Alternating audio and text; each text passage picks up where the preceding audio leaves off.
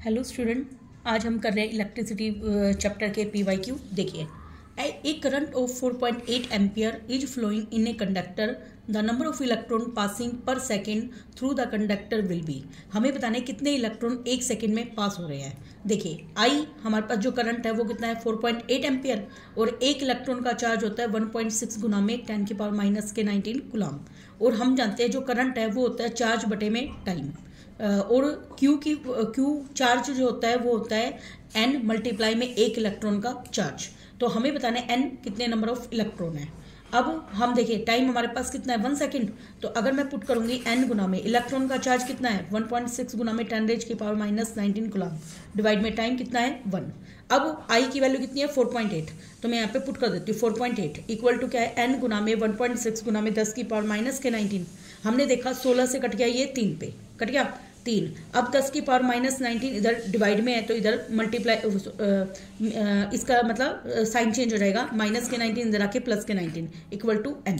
तो ये आ गया हमारा number of electron. Next, which one of the following is the correct setup for studying the dependence of the current on the potential difference across a resistor and why. देखिए, हमें इसमें बताना है कि इन चारों ऑप्शन ठीक है। देखिए, हमारे पास यहाँ पे जो एमीटर है, वोल्ट मीटर है, देखो हमने देखा इस वाले क्वेश्चन में कि प्लस से माइनस की तरफ करंट फ्लो करता है, तो प्लस से प्लस ऐसे कनेक्ट नहीं होता कभी भी। मान लो प्लस से प्लस हमारा कनेक्ट है, ठीक है। अब ये जो वोल्ट मीटर है उसको हम पैरेलल लगाते हैं रेजिस्टेंस के, ये भी ठीक है, ये सीरीज में कनेक्ट है, और ये हमारी क्या लगी हुई है की। तो इसने क्या रखा है, विच one of the following the correct setup है स्टडी करने के लिए कि करंट की डिपेंडेंस किस पे है, पोटेंशियल डिफरेंस पे। और बी में क्या रखा है वोल्टेज और एमीटर को, तो ये तो हमारा रॉन्ग है। इसमें देखिए रेजिस्टेंस नीचे होता है, वोल्ट मीटर ऊपर होता है। अब हमने देखा ये प्लस माइनस करंट जाएगा और ये प्लस माइनस, इसलिए ये ऑप्शन सी होगा, क्योंकि रेजिस्टेंस नीचे और वोल्टेज ऊपर, इसमें उल्टा दे रखा है ना, इसलिए हम इसको ऑप्शन को रिगार्ड कर देंगे। और ये भी गलत है कि एमीटर को हम कभी भी पैरेलल में कनेक्ट नहीं करते। Next, if a wire of resistance R is melted and recast to half of its length. देखिए, एक वायर है जिसकी रेजिस्टेंस क्या है आर, अब मैंने उसको मेल्ट कर दिया, अब उसकी लेंथ उससे क्या होगी आधी, तो new resistance of the wire हमें बतानी है। देखिए, हमारे पास जो रेजिस्टेंस है, देखिए पहले की लेंथ को देखो, इसमें हमें क्या बतानी थी, new resistance of the wire. देखिए, न्यू रेजिस्टेंस बतानी है, मैं आपको वैसे बताती हूँ। देखो, आर डायरेक्टली प्रोपोर्शनल क्या होता है एल के होता है। अब नई आर डैश बतानी है, तो अब हमारी एल क्या हो गई, L/2 हो गई, क्या हो गई L/2। अब मैं क्या करूँगी, देखो रिकास्ट टू हाफ इस लेंथ, जब हम लेंथ को आधा करते हैं तो एरिया पे भी फर्क आएगा, है ना। तो आर प्रोपोर्शनल होता है एरिया के, किसके प्रोपोर्शनल होता है एरिया के, R proportional to L and R proportional to area, L/A। हाँ जी, 1/एरिया होता है, क्या होता है 1/एरिया। तो आर डैश प्रोपोर्शनल हो जाएगा 1 में ए डैश, मतलब यहाँ पे जो रेडियस है वो दुगनी हो जाएगी, दुगनी हो जाएगी। देखो एरिया क्या होता है हमारे पास πr का स्क्वायर होता है, क्या होता है πr का स्क्वायर। अब r यहाँ पे क्या हो जाएगी डबल हो जाएगी, तो क्या हो जाएगी 2r का स्क्वायर, मतलब 4 गुना बन जाएगा। देखिए, इसमें कैसे कर रखा है हमारे पास, a गुना में एरिया, देखो रेजिस्टेंस सेम है, रेजिस्टेंस क्या है सेम, तो रेजिस्टेंस सेम है, a गुना में लेंथ बराबर है a डैश गुना में लेंथ, तो L'/L बराबर क्या दे रखा है a बटे में a डैश, और हमें पता है L'/A क्या है आधा, क्योंकि पहले वाले की क्या हो चुकी है आधी, तो a/a डैश की वैल्यू भी क्या होगी हाफ। और हमारे पास R'/R, इसका फॉर्मूला क्या आएगा भाई, L'/L और a/a डैश, वैल्यू पुट कर दो, हाफ गुना में हाफ, तो क्या हो जाएगा 1/4। तो नई रेजिस्टेंस पहले वाले रेजिस्टेंस की क्या आ जाएगी 4 टाइम्स कम आ जाएगी। ओके, हम इस तरीके से कर लेते हैं इस क्वेश्चन को। Next, what is the minimum resistance which can be made using 5 resistor each of 1/5 कितना है ओम। देखिए, मिनिमम कब होता है, जब वो पैरेलल होते हैं, क्या होते हैं पैरेलल। तो देखिए, हमें 5 दे रखे हैं, जैसे R1 भी कितना है 1/5 ओम, R2 भी कितना है 1/5 ओम, R3 भी कितना है 1/5 ओम, R4 भी कितना है 1/5 ओम, और R5 भी कितना है 1/5 ओम है। तो हमारे पास फॉर्मूला क्या होता है 1/R इक्वलेंट का फॉर्मूला होता है 1/R1 प्लस 1/R2 से लेकर 1/R5। तो हमारे पास 1/R1 मतलब 1/1/5, तो 5 + 5 + 5 ऐसे करते करते वो कितनी बार जुड़ेगा भाई 5 बार, तो ये क्या आ जाएगा 25 हो जाएगा।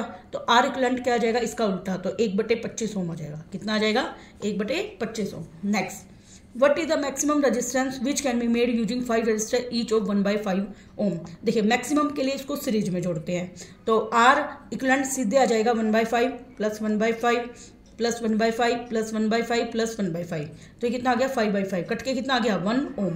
तो इसमें ऑप्शन नंबर डी हो जाएगा। Next, identify the circuit in which the electrical component have been properly connected. हमें वो सर्किट बताने हैं जिसमें इलेक्ट्रिकल कंपोनेंट को सही से कनेक्ट किया गया है। देखिए ये एमीटर है, ये रेजिस्टेंस है, ये प्लस माइनस करंट फ्लो कर रहा है, ये वोल्टमीटर है हमारे पास।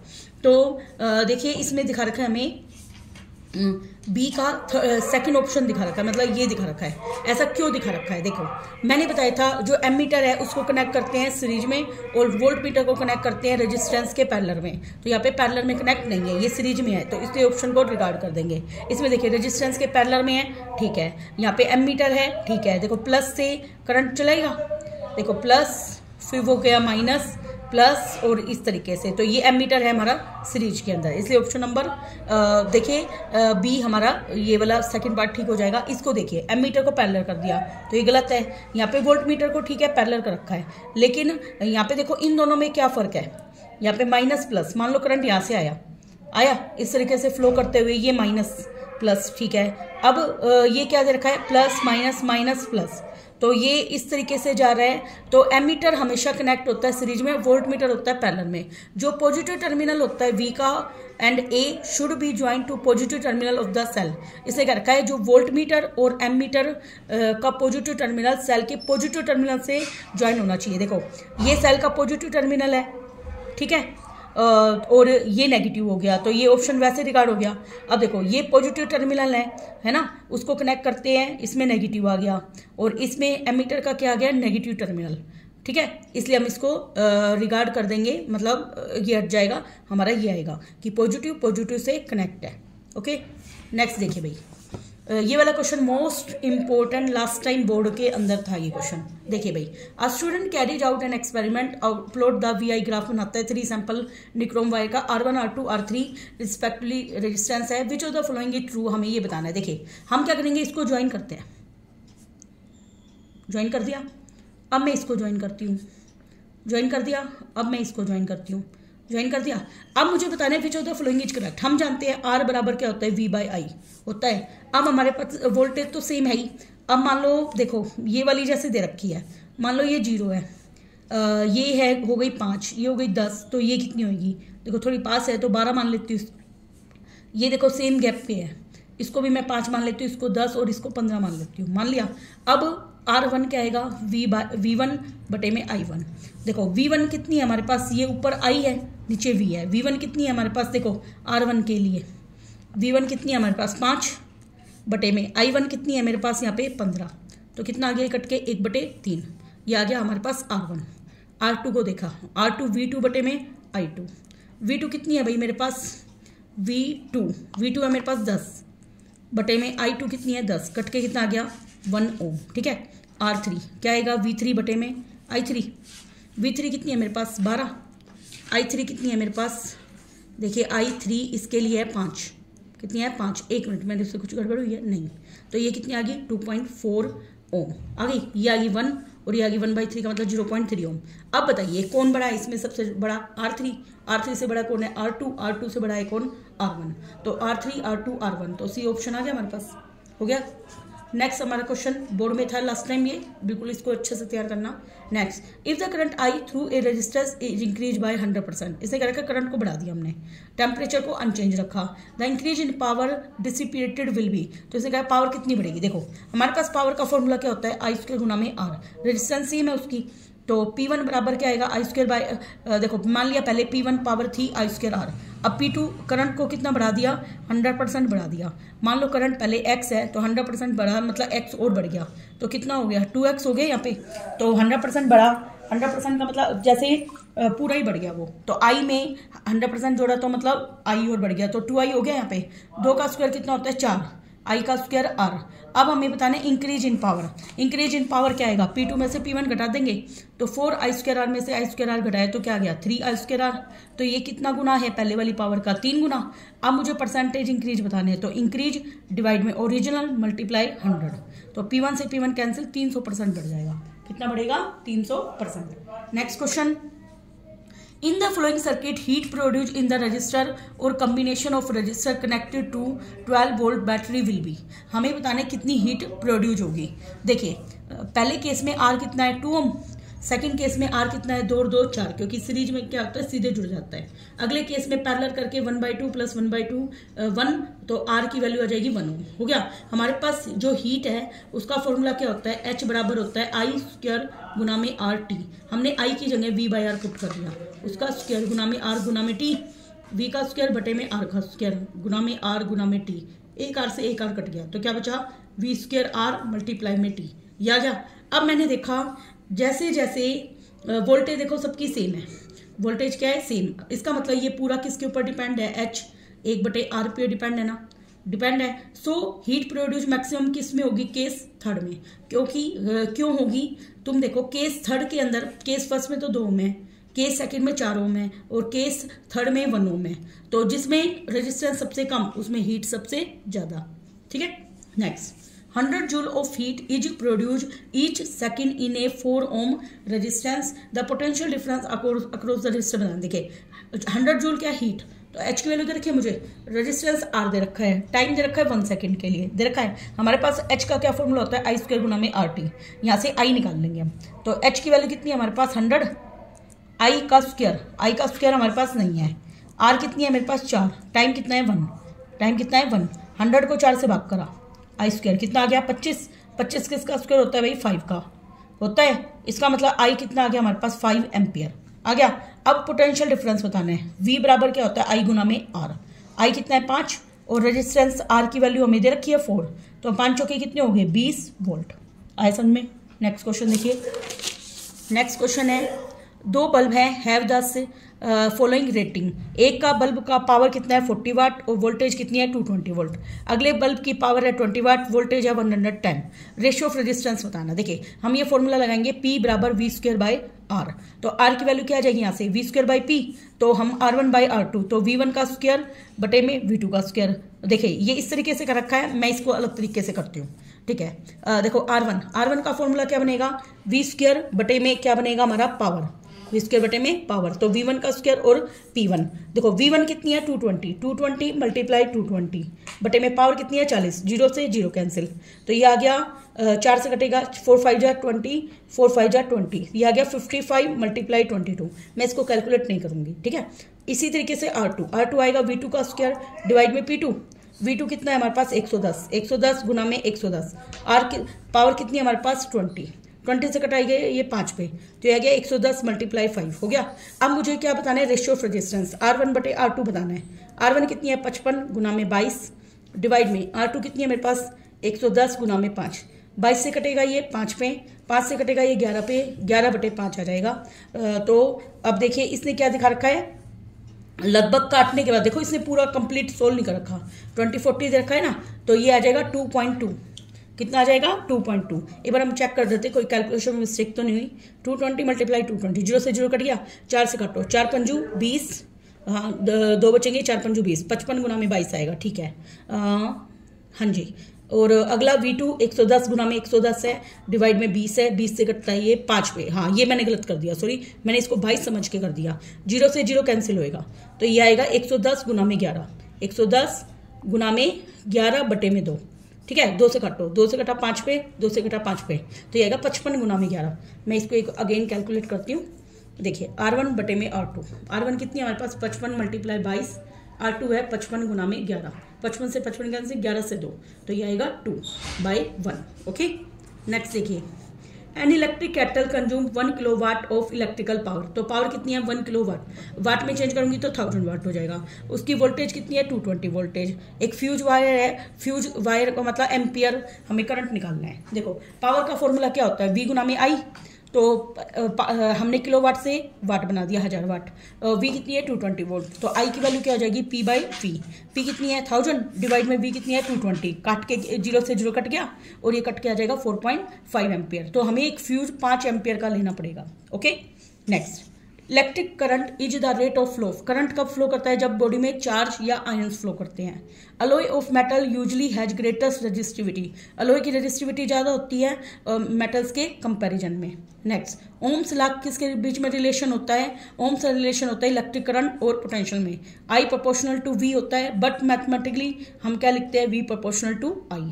फिर वी बराबर होता है आई आर, तो वी बटे में आई बराबर आर। आर क्या होता है, रेजिस्टेंस, जो कि क्या होता है कांस्टेंट। नेक्स्ट, 1 किलोवाट आवर में कितने जूल होते हैं, 3.6 गुना में 10 की पावर 6 जूल होते हैं। Next question, When one electron is removed from a metal specimen, then it become negative। देखिए ये फॉल्स है, एक इलेक्ट्रॉन रिमूव करेंगे तो उस पर पॉजिटिव चार्ज आता है। कैसा चार्ज आता है, पॉजिटिव, क्योंकि इलेक्ट्रॉन का नेगेटिव चार्ज चला जाता है। एमीटर एक डिवाइस है जिससे पोटेंशियल डिफरेंस मापते हैं, बिल्कुल गलत है। एमीटर से तो हम करंट को मापते हैं। ओम्स लॉ वैलिड होता है in the electric circuit for V I graph is obtain as straight line. ये ट्रू है, वी आई ग्राफ में हमेशा स्ट्रेट लाइन आएगी तो ओम्स लॉ फॉलो होगा। आई ऊपर होता है और वी नीचे होता है, ये बात याद रखना। Next, specific resistance of a conductor increase होती है ऑन इंक्रीजिंग इस टेम्परेचर। बिल्कुल ठीक है, क्योंकि जो रेजिस्टेंस है ना वो 4 फैक्टर पे डिपेंड करती है, एक तो लेंथ पे, एक एरिया पे, एक टेम्परेचर पे और एक नेचर पे। और जो रेजिस्टिविटी होती है बाकी 2 पे डिपेंड करती है, एक तो नेचर पे और एक टेम्परेचर पे। और अलॉय की रेजिस्टिविटी प्योर मेटल के कंपैरिजन में क्या होती है, हाई। हॉर्स पावर में 746 वाट होती है, ये लास्ट टाइम बोर्ड में था, 746 वाट होते हैं। Next, resistance of conductor zero resistance depend करती है नेचर पे, यस नेचर पे डिपेंड करती है। रेजिस्टेंस ऑफ सेमी कंडक्टर की जो रेजिस्टेंस होती है उसने दिखा रखी है हमारी decrease with decrease of temperature. Next है रजिस्टिविटी इंक्रीज करती है टेम्परेचर बढ़ाने से। सी का हमारा डिपेंड करती है नेचर ऑफ, रजिस्टिविटी का नेचर करके आना। रेजिस्टेंस इंक्रीज होती है, इंक्रीज करने से टेम्परेचर पे, एक काम थर्ड करेंगे। जो सुपर कंडक्टर होती है उनकी रेजिस्टेंस 0 के बराबर होती है, क्योंकि वो हम मानते हैं वो लगभग उसमें कोई रेजिस्टेंस नहीं है, आराम से उसमें करंट फ्लो कर जाएगा। तो सुपर कंडक्टर की रेजिस्टेंस हम क्या मानते हैं, 0। नेक्स्ट, अब देखिए एक्सेलरेशन रीजन के क्वेश्चन आगे। The connecting wire are made up of copper. Yes, copper की बनी होती है। जो इलेक्ट्रिकल कंडक्टिविटी है कॉपर की हाई होती है, इस वजह से हम इसको बनाते हैं, इसलिए ए ऑप्शन आएगा इसमें। Next, when the length of wire is double then its resistance also get double. देखिए आर प्रोपोर्शनल टू एल होता है, तो इसने क्या रखा, रेजिस्टेंस को डबल करेंगे तो ये भी डबल हो जाएगी।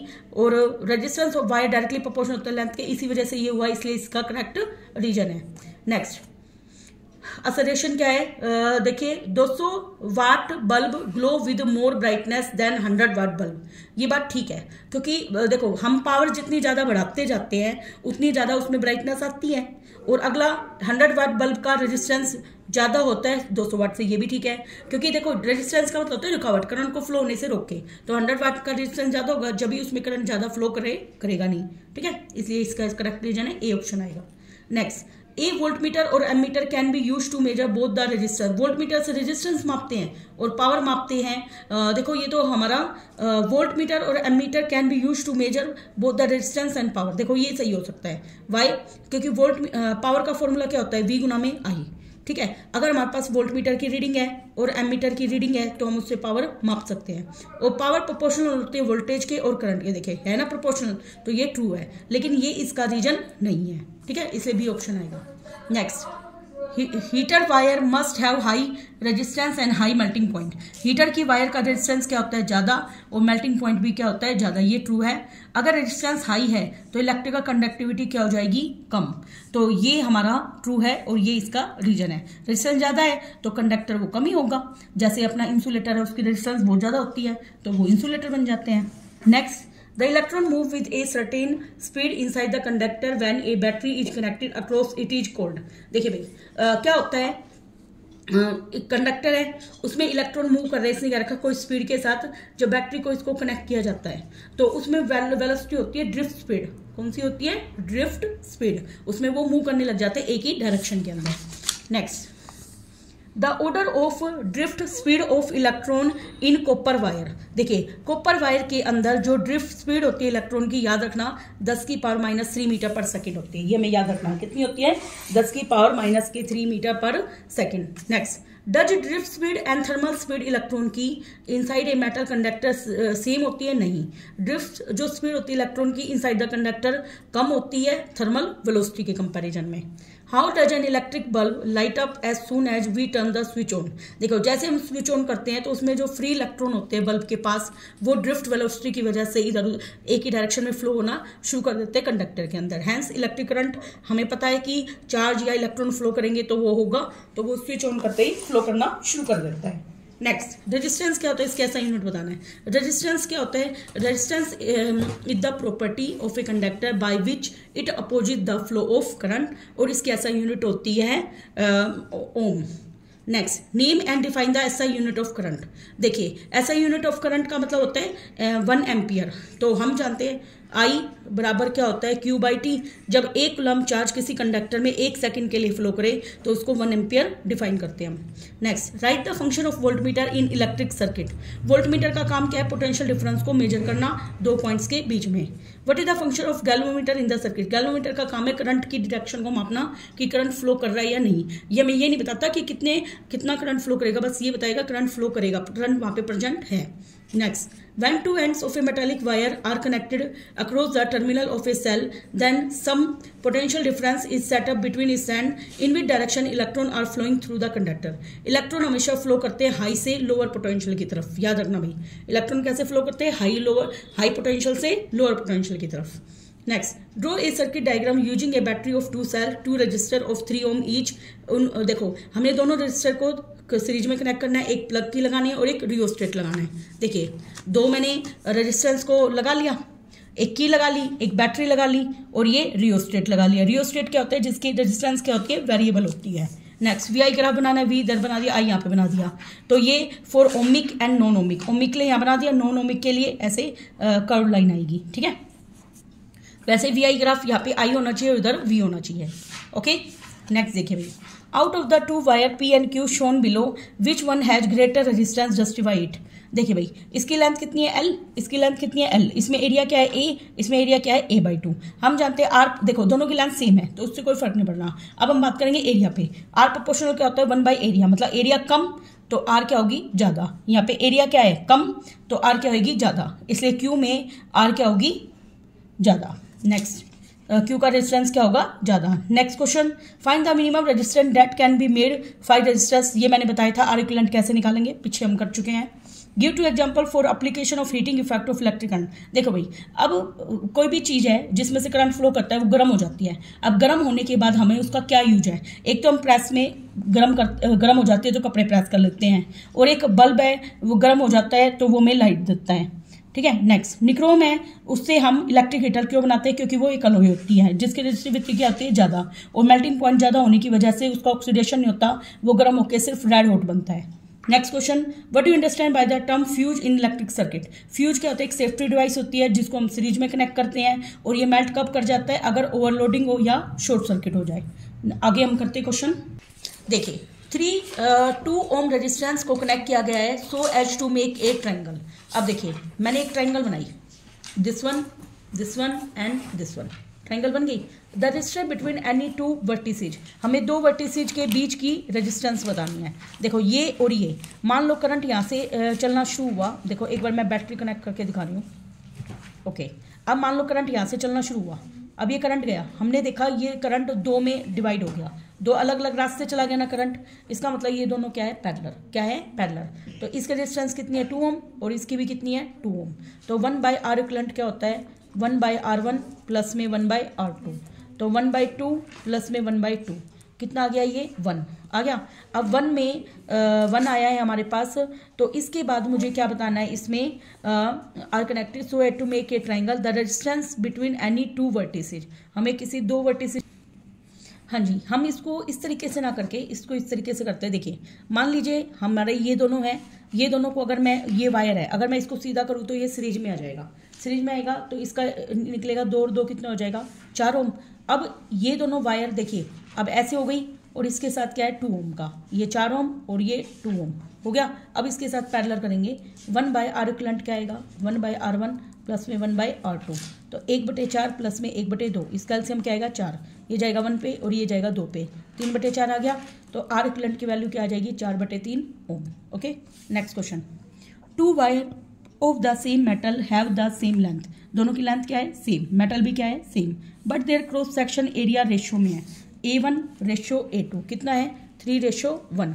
If they are join in series the resistance of the thicker wire is 10 ohm and total resistance of the combination क्या होगी, ये हमें बतानी है। देखिए हमारे पास A1 एरिया का रेशो और A2 रेशो कितना है 3:1। अब देखिए हमें एक की रेजिस्टेंस रखी है 10 ओम और अगले की हमें पता नहीं है और हमें दोनों के उस सीरीज में कनेक्ट करके उसकी बतानी है। उसे क्या रखा है लेंथ क्या है सेम, हम जानते हैं जो R है वो L के क्या होता है प्रोपोर्शनल, और R प्रोपोर्शनल होता है 1/एरिया के, तो R1 क्या जाएगा प्रोपोर्शनल टू L1/A1, ऐसे ही R2 क्या जाएगा L2/A2, लेकिन L1 L2 बराबर है इसलिए मैंने L ही लिखा है। अब मैं R1/R2 का रेशियो निकालूंगी, वो क्या आएगा L/A1 और L/A2, L से L कैंसिल तो ऊपर चला जाएगा A2/A1, यहाँ पे A1/A2 3/1 है तो इसका उल्टा क्या आ जाएगा 1/3। अब देखिए A1 की वैल्यू कितनी है हमारे पास R1 की 10, R2 मुझे निकालना है बराबर 1/3, R पर गुना कर दो, R2 की वैल्यू कितनी होगी 30 ओम। अब R इक्विवेलेंट सीरीज में क्या होता है दोनों का सीधे एडिशन होता है, तो 10 में 30 जोड़े कितना हो गया 40 ओम, तो हमारा आंसर कितना था 40 ओम। ठीक है, नेक्स्ट क्वेश्चन देखिए, एक इलेक्ट्रिकल रेफ्रिजरेटर है जिसकी पावर कितनी है 400 वाट, पावर कितना है 400 वाट, ऑपरेट किया गया 4 आवर्स के लिए। देखो इसको किलोवाट में चेंज करेंगे तो 1000 से भाग कर दिया मैंने, 2 जीरो से 2 जीरो, 4/10 किलोवाट हो गया। अब इसने टाइम दे रखा है, हमने इसको 1 दिन के लिए 8 घंटे के लिए यूज किया है। कॉस्ट ऑफ एनर्जी बतानी है इसको 30 डेज के लिए, तो 30 डेज के लिए कितने आवर हो जाएंगे 8 गुना में 30, 240 घंटे हो जाएंगे हमारे पास। और इसे क्या रखा है डेज 3 रुपए के हिसाब से हमें इसको लेना है। देखिए एनर्जी का फॉर्मूला क्या होता है पावर गुना में टाइम, पावर कितनी है 4/10, टाइम कितना है 8, 8 चौक 32/10 हो गया, तो 3.2 किलोवाट आवर हो गई एनर्जी। अब हमारे पास इसकी कॉस्ट बतानी है 3.2 को देखिए अब मैंने यहाँ पे टाइम को 8 लिया है ना, अब मैं 240 के हिसाब से 240 कर देती हूँ बेटा, एक बार इसको लिख देती हूँ 4/10 गुना में 240, 0 से 0, 4 चौक 16, 4 दूनी 8 और 1 9, 96 किलोवाट आवर हो गए। तो 1 किलोवाट आवर का खर्चा कितना है हमारे पास 3 रुपये, तो 96 किलोवाट आवर का खर्चा कितना आ जाएगा 3 गुना में 96, 618 और 288 आंसर हो जाएगा हमारे पास। नेक्स्ट क्वेश्चन, 2 रजिस्टर है, एक की रेजिस्टेंस है 2 ओम, एक की है 4 ओम, जब इसको कनेक्ट कर रहे हैं बैटरी से विल हैव, इसने क्या रखा है रेजिस्टेंस रखे 2 ओम एंड 4 ओम, जब मैंने उसको बैटरी से कनेक्ट कर दिया तो सेम करंट फ्लो करेगा through them when connected in series, क्योंकि सीरीज में करंट क्या होता है सेम और वोल्टेज क्या हो जाती है डिवाइड हो जाती है। नेक्स्ट, एक इलेक्ट्रिकल हीटर है, उसकी पावर कितनी है 100 वाट और वोल्टेज कितनी है 220 वोल्ट। अगर ये इसको ऑपरेट कर देते हैं 110 वाट पे तो पावर बतानी है। देखिए पहले में P1 कितनी है 100 वाट और V1 कितनी है 220 वोल्ट। हम जानते हैं देखिए अब इसकी रेजिस्टेंस क्या रहेगी सेम, तो इसमें हमें फॉर्मूला लगाना है P बराबर होता है V²/R लगाना है। अब R निकाल लेंगे यहाँ से, P की वैल्यू कितनी है 100, V की वैल्यू कितनी है 220 गुना में 220 बटे में R। जो बच्चे P बराबर V × I लगाएंगे उसको दिक्कत आएगी इस क्वेश्चन को सोल्व करने में। अब देखिए R क्या जाएगा 220 गुना में 220 बटे में 100, 0 से 0, 0 से 0, 22 गुना में 220 रहने देती हूँ मैं इसको, इतना हो गया ओम हो गया। अब हमारे पास नया क्या बताना है हमें इसमें बतानी है हमें नई पावर, तो P वही V²/R होता है। V कितनी है इस बार 110, इस बार 110 ही है, 110 गुना में 110, R की वैल्यू कितनी है 22 गुना में 220। अब देखिए 22 से कट गया ये 5 पे, 0 से 0, ये कटा ये 2 पे, 5/2 का मतलब कितना हो गया 2.5 वाट, कितना हो गया 2.5 वाट। एक मिनट इसमें 10 की मिस्टेक है कहीं, 220 × 22 एंड इक्वल टू 110 × 110, 22, 0 से 0 कैंसिल, 22 से कटा 5 पे और ये कटा 2.5 वाट आ रहा है, 25 वाट आना चाहिए। एक मिनट मिस्टेक देखती हूँ मैं। देखिए ये 0 से 0 काट चुकी थी तो ये एक्स्ट्रा हो गई ना, तो ये वाली 0 नहीं आएगी यहाँ पे, तो ये 0 यहाँ नहीं आएगी। ओके तो फिर ये कितना आ जाएगा 25 वाट। ओके 50 बनेगा ऊपर तो ये 25 वाट आ जाएगा। नेक्स्ट क्वेश्चन, किलोवाट आवर किसकी यूनिट होती है एनर्जी की। और पैरेलल कम्बिनेशन ऑफ रजिस्टर में जो पोटेंशियल डिफरेंस होता है हर रजिस्टर का क्या रहता है सेम, क्योंकि सेम रहता है। Next question, Ohm's law valid होता है कंडक्टर और सेमी कंडक्टर के लिए, दोनों के लिए ये फॉल्स है, क्योंकि ओम्स लॉ कंडक्टर के लिए अलग होता है और सेमी कंडक्टर के लिए वैलिड नहीं होता। आगे, fuse wire is made up of alloy of tin and lead, ये ट्रू है, क्योंकि दोनों की दोनों क्या है, कॉपर की प्लेटिंग, कॉपर मेटल के ऊपर टिन की प्लेटिंग होती है, तो इसका मेल्टिंग पॉइंट क्या हो जाता है, कम। नेक्स्ट, रियोस्टेट, रियोस्टेट देखो, रियोस्टेट का सिंबल क्या है, रेजिस्टेंस लगा के वेरिएबल का सिंबल दे दिया। फ्यूज, फ्यूज का सिंबल ये वाला है हमारा, ओपन स्विच का सिंबल ये है, क्लोज स्विच का ये है। नेक्स्ट, असोसिएशन रीजन के question, electric current will not flow between two charge body when connected if their charges are same. देखिए, इलेक्ट्रिक करंट फ्लो नहीं करेगा जब दो चार्ज बॉडी होंगे और दोनों के व्हेन कनेक्टेड, जब इनको कनेक्ट किया जाएगा, if their charge are same. और करंट क्या है, rate of flow of charge है, ये तो हमारा ट्रू है और ये पहले वाला हमारा फॉल्स है, इसलिए डी ऑप्शन आएगा। Next, fuse wire must have high resistance and low melting point. देखिए, मेल्टिंग पॉइंट कम होना चाहिए, ठीक है, रेजिस्टेंस क्या होना चाहिए, ज़्यादा, ये भी ठीक है। और फ्यूज को यूज किया जाता है सर्किट को प्रोटेक्ट करने के लिए, इसीलिए हम इसको ऐसे बनाते हैं, तो ये इसका रीजन है, इसलिए ए ऑप्शन आएगा। Next, alloy are use to make heating element of device such as electric iron and heater, बिल्कुल ठीक है। और जो अलॉय है वो ऑक्सीडाइज नहीं होती हाई टेम्परेचर पर, ये भी ठीक है, तो लेकिन ये इसका रीजन नहीं है, इसलिए बी ऑप्शन आएगा। Next, in series combination of bulb current through each bulb क्या रहता है, सेम, क्योंकि मैंने बताया था सीरीज कम्बिनेशन में सब कुछ क्या रहता है, करंट क्या रहता है, सेम। पैरेलल कम्बिनेशन में one of the light burn when other light bulb will continue to work. Parallel में क्या होता है, एक अगर खराब हो गया तो दूसरा खराब नहीं होगा।